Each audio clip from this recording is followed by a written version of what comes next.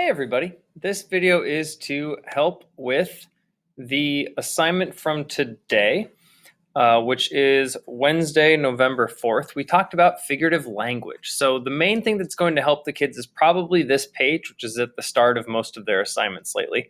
They do need to be able to differentiate these 5 types of figurative language, and primarily today in class, that's what we've practiced. So we read this story together.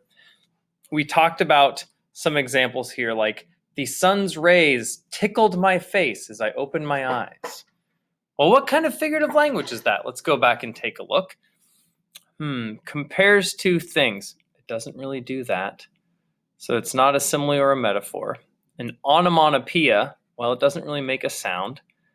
A hyperbole is an exaggeration. Okay, maybe. Or a personification, which is giving human qualities to non-living things.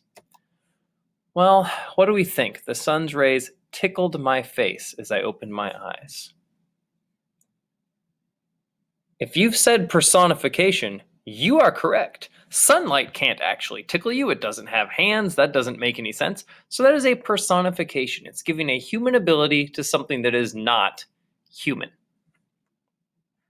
We also looked down here towards the bottom. I walked until my stomach started to growl, politely asking me to feed it some breakfast.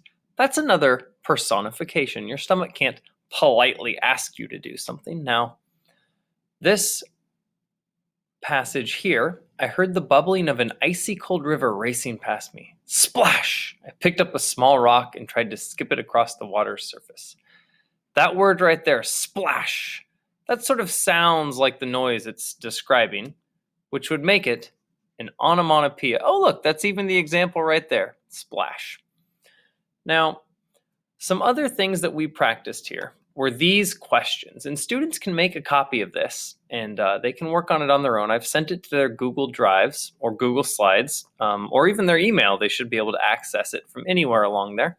They can add a text box into the red rectangles to answer the questions. And importantly, if they get stuck on some, they can always just go back and they can see the page with all the information there. And if they're doing a question like number 2, they can go back and find the answer in the little story. So hopefully that helps. As always, if you have questions, you can send me a Canvas message, or you can email me your questions. See you tomorrow.